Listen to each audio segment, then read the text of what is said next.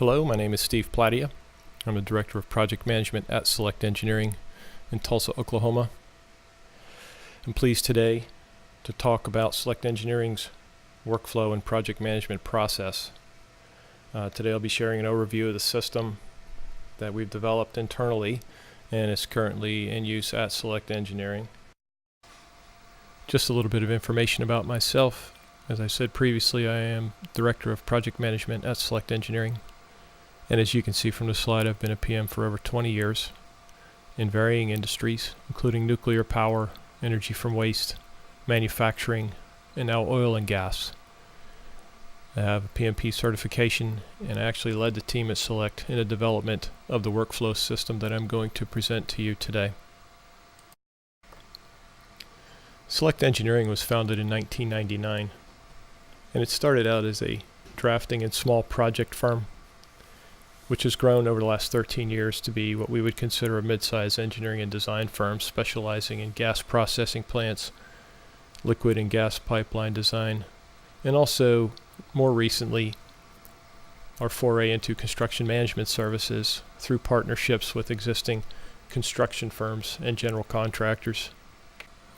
One of the unique things we've experienced as we've grown into a project management company has been the alignment with our clients. Our client base has changed, and now we are more aligned with some of the larger oil and gas firms, exploration and production firms, assisting them in managing projects. The system that we're going to talk about today has been a system that was developed between 2007 and the first half of 2008 at Select. We spent quite a bit of time talking with employees understanding engineering workflow, in particular workflow geared toward the oil and gas industry. So as we take a look at this next slide, it is the overview of Select Engineering's engineering workflow, and you'll see it's maybe a little bit difficult to really look at in great detail, but this is a graphical representation of the workflow process. It flows from the upper left of the screen to the lower right, and every phase is detailed with a list of potential deliverables for that phase. And then you'll also notice in between phases there are vertical gates represented as vertical lines, dashed lines on the workflow chart. And what that represents is either a review process or a stop point or a check and balance point that we use internally or sometimes externally with clients to determine whether enough has been done development-wise in the project to proceed to the next phase. And obviously there are portions of the process that are iterative, basically meaning that the information from a later phase or portion of a phase gets fed back into an earlier activity or earlier phase as the design is completed. And here is the project life cycle. As you can see, it's listed into phases here on this slide, representing project initiation, project planning, project execution, project closeout, and then all through all phases of the project we deploy and implement monitoring and control aspects to the projects and processes. This is a basic project life cycle, 4 phases, along with the project management and control aspects for a project. As far as project management responsibilities on the project, we're assigned with control and managing processes per phase across the 9 knowledge areas in accordance with the project management body of knowledge, or PMBOK. That's basically what our whole workflow is modeled after, and it does cover the 9 knowledge areas and the processes that are covered and applicable for each knowledge area, and then as applied to each phase of the project. And then as a project manager implementing project management tools and techniques, we've got the reviews and gates, which give us permission to move to the next phase, along with the review point, hard review points in some cases. Obviously, different projects, not all projects are alike. Different projects have different review requirements, and so whatever is applicable for that particular project is what gets applied. Okay. So as we learn more about our project lifecycle and what processes are applied, we start in project initiation. The vast majority of the projects that we do are external projects, and what that means is our clients typically would create a charter approve funding and select a project sponsor, do the business justification, and any other work that is necessary on their end to actually create or sponsor a project. Typically, Select would receive a formal invitation to bid, an RFQ, or some other written scope of work from the client in the form of an RFQ or just a scope of supply. And then we're responsible to provide a proposal in response. Usually we're not exposed to internal processes and procedures that the client completes. But we do have our own internal system which starts with the initial customer contact. And what we do with that is we create a work inquiry form from that and develop a preliminary scope statement or scope of work. And then what we also would do is create a high-level estimate, possibly a detailed scope of work breakdown, in an effort to prepare for the development of the proposal. And we'll log the inquiry into our management tracking system and also assign it an internal owner, select engineering internal owner, to take ownership and to make sure that the process moves along. As we move into the project planning phase, you'll see that this is really where we do a majority of our planning work up front, a majority of our legwork, including scope clarifications, cost estimating, and technical and commercial descriptions as part of our proposal development process. And so the proposal development is very in-depth, it's very detailed. We use a series of estimating sheets and programs, and we pull a lot of the scope and technical aspects from previous projects. Typically that saves us the most time. And also in the estimating process we'll use several types of estimating, one of them being past projects or similar projects, and also working toward getting some unit costing or cost per deliverable rules of thumb or go-bys. So once the proposal is developed, we go into negotiations with the client, and hopefully we get the award of the project, and at that point it's turned into a purchase order or some sort of contract document from the client. At that point we will initiate a project team, assign specific resources, and also generate a detailed project schedule and budget for the project to be able to manage to.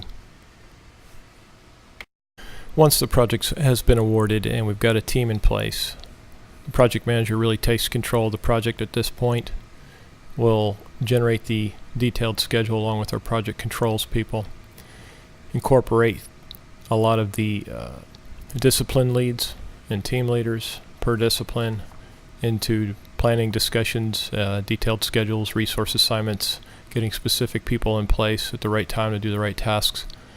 One of the major things that we do up front is we do a formal project kickoff meeting. That'll be conducted by the project manager and the project engineer on the project. They will be the most familiar with the scope, the schedule, and the budget. So at that point, all the team leads, all the key team players are involved in the project kickoff meeting, and a lot of the information is disseminated from our proposal, the scope of work.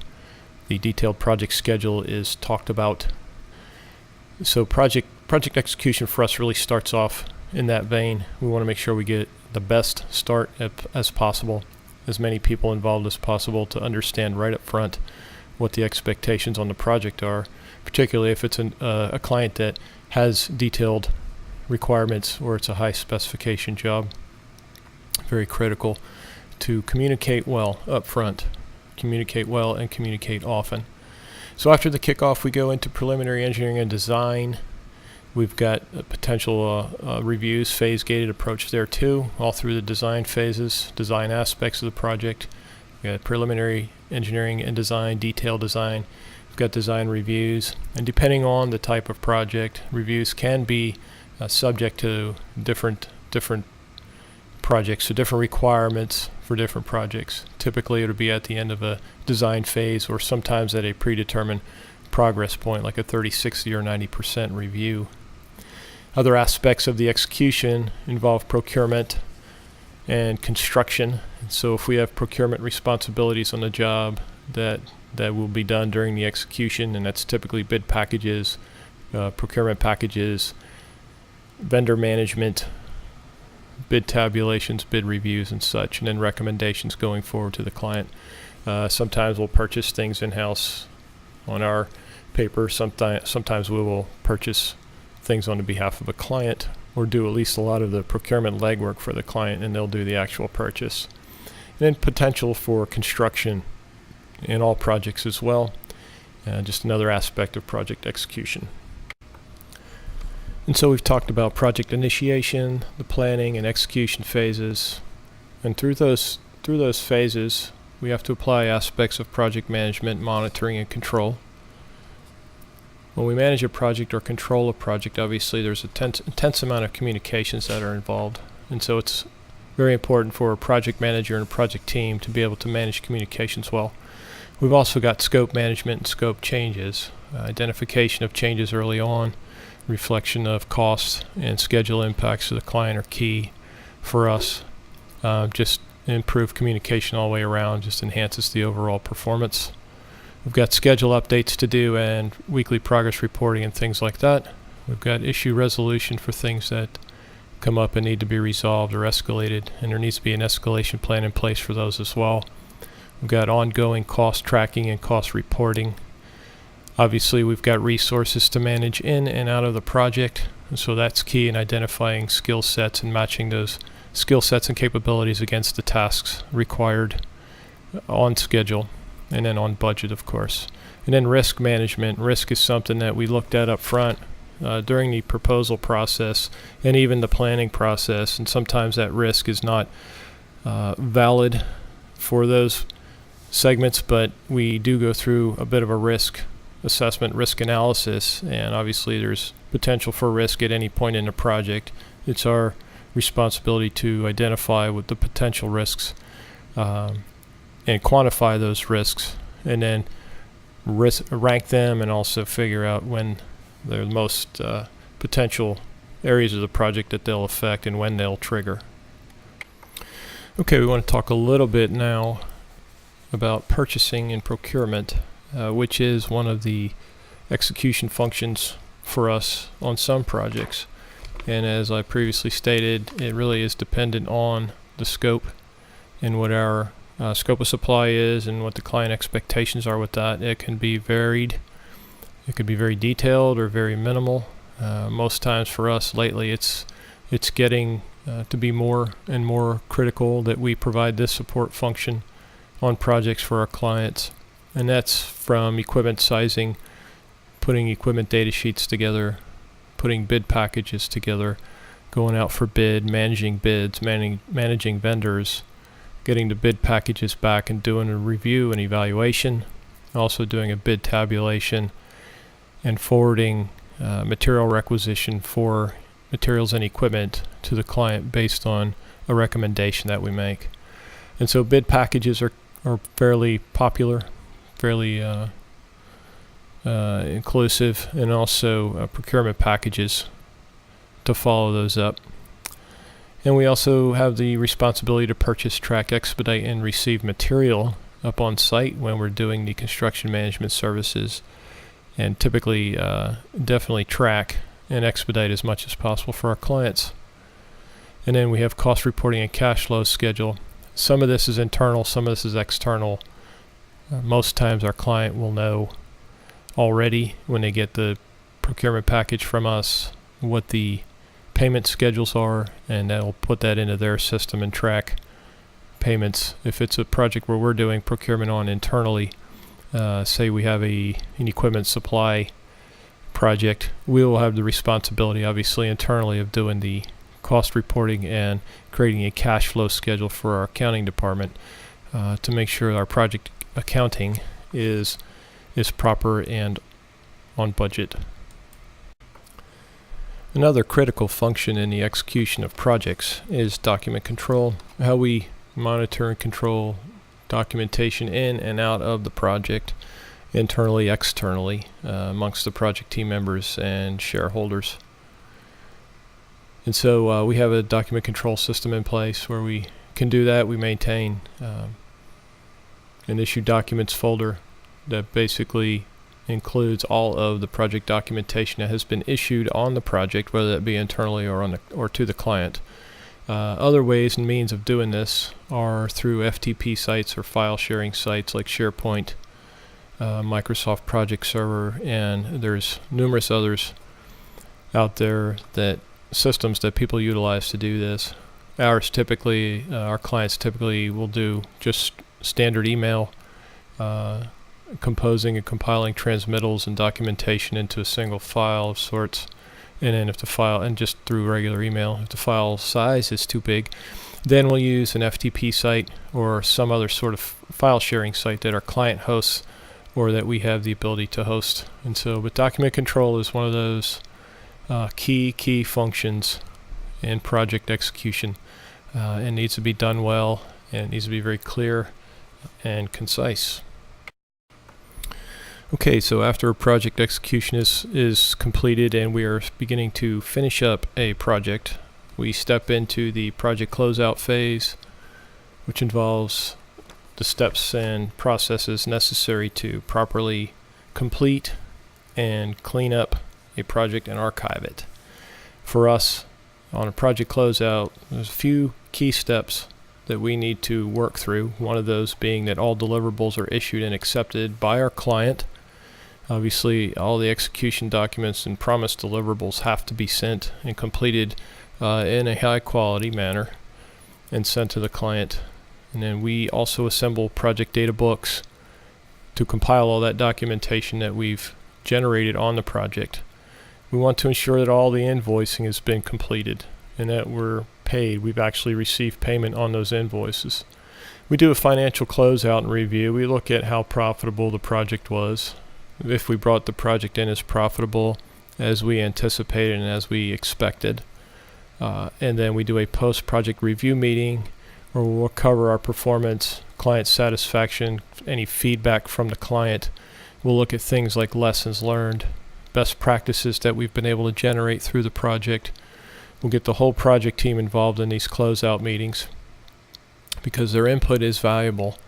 One of the things we try to stress is that project managers are identifying and documenting lessons learned and best practices as the project is being executed. But a lot of times the best information you'll get is going to be coming back at the end during the post-project review meeting, and that's when people feel that they're probably the most free to provide honest and objective feedback. And what we've been able to find is that it's valuable feedback. You cannot underemphasize the value of feedback from the project team, and then turning it into a lessons learned or best practice and moving forward. We're always looking at ways to continuously improve our processes and our work quality, and so the post-project review meeting for us is valuable, holds very lot of value. And then project document archiving. We have an archiving process and procedure that we follow to make sure that all the project documentation is captured in the correct format. Files are cleaned up, folder structure is cleaned out, cleared out of all excess and debris and obsolete drawings and documents. And then we have a process and a procedure we go through to make sure everything is archived. And that could be, well, it does include either hard copies or electronic copies, stick files, 11 by 17 drawing folders, just all different types of documentation. And we've got that all mapped out and identified during the course of the project, dependent upon what gets generated. In summary, during the presentation we've completed an overview of the Select Engineering workflow as it applies to all phases of the project lifecycle.